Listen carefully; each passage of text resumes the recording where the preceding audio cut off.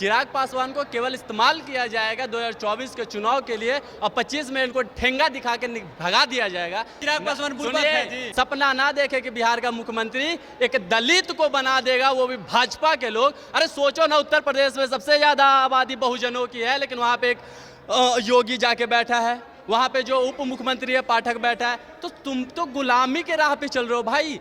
आज तक कभी भी रामविलास पासवान के माथे पे एक टीका तक नहीं देखा होगा किसी ने, बड़ा और ये खुद के ललाट पे महादेव बन के घूम रहे हैं। इस बात को समझने की ज़रूरत है भाई।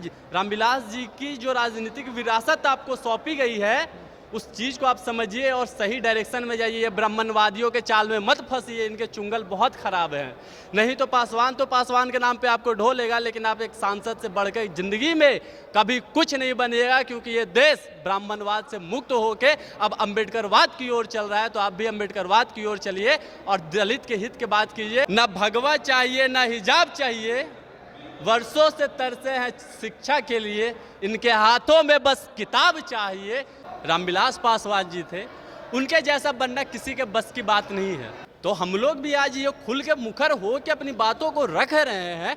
यह हमारे महापुरखों की देन है, लालू यादव की देन है, रामविलास पासवान जी की देन है, काशीराम साहब की देन है, अम्बेडकर की देन है, जगदेव जी की देन है, कर्पूरी जी की देन है। धर्म से कोई नहीं काम होने वाला है, धर्म से केवल ब्राह्मणों का चलता है। इस बात को आपको समझने की ज़रूरत है। धर्म से केवल धंधा है, चाहे कोई भी हो। मैं किसी के आस्था के साथ नहीं खेलूंगा, लेकिन मैं अपने समाज के लोगों को ज़रूर समझाऊंगा कि तुम्हारी लड़ाई किस चीज़ की है। शिक्षा की है, रोजगार की है, जो स्वास्थ्य की है, बेरोजगारी की है, गरीबी की है, किसानों की है। तुम्हें इस बात को समझना पड़ेगा। न का बापू सभागार आज जनता के द्वारा भर दिया गया है। जनता कहे या लालू यादव की पार्टी के तमाम नेताओं के द्वारा पूरा भर दिया गया है। इसलिए भर दिया गया है क्योंकि आज कर्पूरी ठाकुर की पुण्यतिथि है और पुण्यतिथि पे पूरे जितने भी विधायक है, जितने भी एमएलसी है, जितने भी सांसद है, सारे लोग पूरे जिला से अपने कार्यकर्ता को लेकर के आए हुए हैं और यहाँ पे बहुत सारे लोग हैं। हमारे साथ में समीर पासवान है, दलित एक्टिविस्ट है, हमेशा मुखर होकर के अपनी बातों को रखते हैं। आज जानते हैं कि कर्पूरी ठाकुर के बारे में इनका क्या कहना है और कर्पूरी ठाकुर से ये क्या कुछ सीखे हैं। समीर जी, कर्पूरी ठाकुर से आप क्या कुछ सीखे हैं? कर्पूरी ठाकुर एक ऐसे महान व्यक्ति हैं, महामानव जिनको हम कह सकते हैं, कि उन्होंने महिलाओं के लिए लड़ाई लड़ी, उन्होंने दलित पिछड़े आदिवासियों के लिए लड़ाई लड़ी, उन्होंने भूमिहीनों के लिए लड़ाई लड़ी। और उनकी लड़ाई कोई व्यक्तिगत लड़ाई नहीं रही। मुझे तो नहीं लगता आज तक बिहार के राजनीति या भारत के राजनीति में कोई ऐसा व्यक्ति पैदा होगा जिसके पास खुद के 2-4 कपड़े के जोड़े के अलावा खुद का मकान तक नहीं था। एक दौर मुझे कहानी याद आती है कि जब उन्हें कहीं विदेश जाना था तो उन्होंने अपने एक दोस्त, अपने मित्र से कोट मांगकर और वो विदेश गए थे। एक दौर मुझे ये भी याद आता है कि जिस आदिवासी पिछड़ा दलित की लड़ाई के लिए उन्होंने लड़ाई लड़ी और उन्हें लोग 50,000 रुपया दिए कि ये कर्पूरी घर बनाओ, तुम्हारा एक घर तक नहीं है। इस प्रदेश का मुख्यमंत्री 3 से 4 बार विधायक भी रह चुके थे।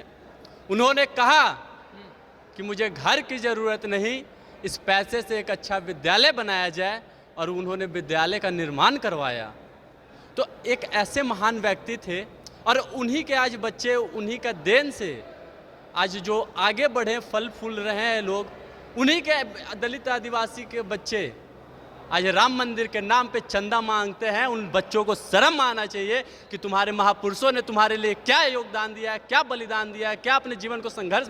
वो हमेशा एक फटा हुआ कुर्ता और 1-2 जोड़ी कपड़े से ज़्यादा उनके पास कुछ नहीं बचा, पूरा जीवन समर्पित कर दिया दलित आदिवासी पिछड़े महिलाओं के लिए। और आज तुम राम मंदिर के नाम पर चर्चा मांगते हो, और उस जगह पर तुम एक बार राम मंदिर में अपना हिस्सा तो मांग के देख लो भाई। तुम किस महापुरुषों के योगदान को भुला रहे हो, कहाँ भूल रहे हो, कहाँ भटक रहे हो? किस तरह का हिस्सा चाहिए दलित समुदाय को राम मंदिर में? किस प्रकार का हिस्सा चाहिए बताइए। आप बनाइए ना, मुख्य ट्रस्टी बनाइए, आप बनाइए। अगर वाकई में ST SC समाज OBC है, हिंदू है, तो आप ट्रस्टी बनाइए। पटना में बजरंगबली का मंदिर है, वहाँ बनवाइए। जितने भी बड़े बड़े ये ब्राह्मणों के जो माल दान पेटी चल रहे हैं, इन सभी जगहों पे लोगों को बनाइए। तो कर्पूरी जी का सपना तब पूरा होगा जब युवा शिक्षा के लिए लड़ेगा, ना कि राम मंदिर के लिए लड़ेगा। राम मंदिर से कोई निवारण नहीं होने वाला है, वरना ये युवा जो आज महापुरुषों का देन है, आरक्षण जो भी रिजर्वेशन प्रतिनिधित्व मिला है, इनके भरोसे जो ये लोग चल रहे हैं ना, आने वाले समय में इनके पास कुछ नहीं बचेगा। ये बस जाके मंदिर में घंटा बजाएंगे या वहीं पे भीख मांग के खाना खाएंगे। जो व्यक्ति अपने मतलब पुरखों को, इतिहास को नहीं जानेगा, वो कभी इतिहास रच देगा।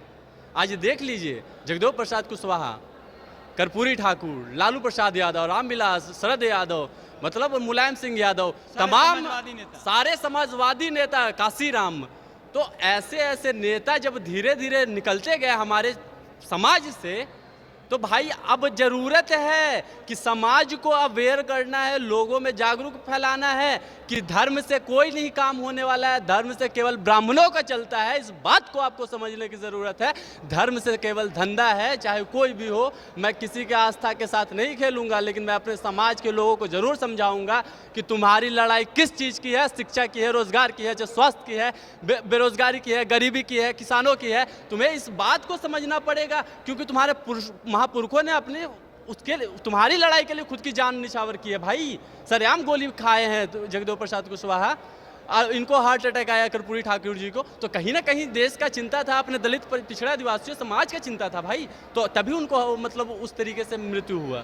एक बात बताइए, जितने भी समाजवादी नेता हैं या नेताओं के बेटे हैं, जैसे लालू प्रसाद यादव आज खुद मौजूद नहीं है, उनके बेटा यहाँ मौजूद है, तमाम जितने भी नेता हैं सब कोई कर्पूरी ठाकुर के जयंती को बड़ी धूमधाम से, पुण्यतिथि को बड़ी धूमधाम से मनाता है।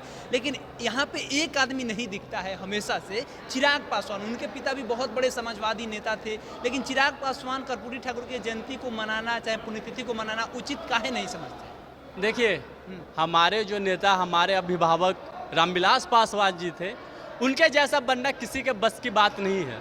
मैं एक चीज़ क्लियर कर दूं, अरे रामविलास पासवान तो वो व्यक्ति था जो सदन में कहता था पिछड़ा पावे 100 में 60, संसोपा ने बांधी गांठ, छोटी जात की क्या पहचान, करे काम और सहे अपमान, बड़े जात की क्या पहचान, खिटपिट बोले करे न काम।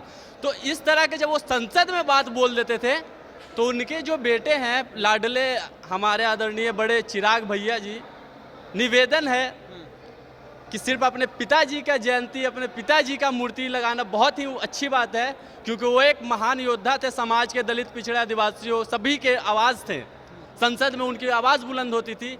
लेकिन आप विचारधारा से विपरीत चल रहे हैं, आप उनकी विचारधारा से भटक रहे हैं। आज तक कभी भी रामविलास पासवान के माथे पे एक टीका तक नहीं देखा होगा किसी ने, बड़ा, और ये खुद के ललाट पे महादेव बन के घूम रहे हैं। इस बात को समझने की ज़रूरत है भाई। रामविलास जी की जो राजनीतिक विरासत आपको सौंपी गई है, उस चीज़ को आप समझिए और सही डायरेक्शन में जाइए। ब्राह्मणवादियों के चाल में मत फंसिए, इनके चुंगल बहुत ख़राब हैं। नहीं तो पासवान के नाम पे आपको ढो लेगा, लेकिन आप एक सांसद से बढ़कर ज़िंदगी में कभी कुछ नहीं बनेगा, क्योंकि ये देश ब्राह्मणवाद से मुक्त होकर अब अम्बेडकरवाद की ओर चल रहा है। तो आप भी अम्बेडकरवाद की ओर चलिए और दलित के हित की बात कीजिए। आइए एक अच्छे विचार के साथ आइए, एक समाजवादी विचार के साथ आइए, अपने पिताजी के सोच के साथ आइए। तो इस बात को समझने की ज़रूरत है। लेकिन कुछ लोग तो कहते हैं कि चिराग पासवान एक ऐसे लीडर हैं कि भाजपा चाहे तो उनको मुख्यमंत्री बना सकती है, इसलिए वो उनका गुणगान करते हैं। और एक चीज़ मैं और ये भी बता दूं कि भाजपा ही एक ऐसा पार्टी है जो सबको खा जाएगा। ये जो छोटा छोटा है ना, चिराग पासवान को केवल इस्तेमाल किया जाएगा 2024 के चुनाव के लिए, और 25 में इनको ठेंगा दिखा के भगा दिया जाएगा। इस बात को आप रख लीजिए। नहीं तो इनके सुनिए, चिराग पासवान सुनिए, इनके पिताजी के जैसे इनको भी सेंडिंग में पोस्ट दे दिया जाएगा कि आप वही आराम से पड़े रहिए। सपना ना देखे कि बिहार का मुख्यमंत्री एक दलित को बना देगा, वो भी भाजपा के लोग। अरे सोचो ना, उत्तर प्रदेश में सबसे ज़्यादा आबादी बहुजनों की है, लेकिन वहाँ पे एक योगी जाके बैठा है, वहाँ पे जो उप मुख्यमंत्री है पाठक बैठा है। तो तुम तो गुलामी के राह पे चल रहे हो भाई। तुम शासक हो इस देश के, समझो कि हम शासक हैं, हम शोषण क्यों अपना समाज का करवाएं। आज कितने हत्या हो रहे हैं, कितने मतलब पूरे देश में मूछ रखने पे हो रहा है, घोड़ी चढ़ने पे हो रहा है, और तमाम ऐसे नहीं ना हो रहा है, पहले अभी भी हो रहा है भाई। वर्तमान में मूछ रखने पे एक लड़का को मार दिया गया था। अभी एक अहमदाबाद का लड़का था, वो मुंबई में छत से कूद के जान दे दिया। किनके कारण? किस बात के लिए? भेदभाव, छुआछूत, ये जो ब्राह्मणवादी व्यवस्था है, इसके कारण। तो हम लोग भी आज ये खुल के मुखर हो के अपनी बातों को रख रहे हैं। यह हमारे महापुरखों की देन है, लालू यादव की देन है, रामविलास पासवान जी की देन है, काशीराम साहब की देन है, अंबेडकर की देन है, जगदेव जी की देन है, कर्पूरी जी की देन है। तो आज उनके बदौलत हमें, और कल हमारे आने वाले पीढ़ी हमसे जवाब मांगेंगे कि जब निजीकरण हो रहा था तो आप कहाँ थे, जब आरक्षण खत्म हो रहा था, जब देश की संपत्तियां बेची जा रही थी, उस वक्त कहाँ थे आप। इस बात को समझने की ज़रूरत है दलित नेताओं को, समझे। तो बहुत सारी चीज़ें हैं जो एक दलित नेताओं को अब समाजवादी विचारधारा के साथ सिर्फ समाजवादी कहने से नहीं होगा, बहुत सारी चीज़ें हैं।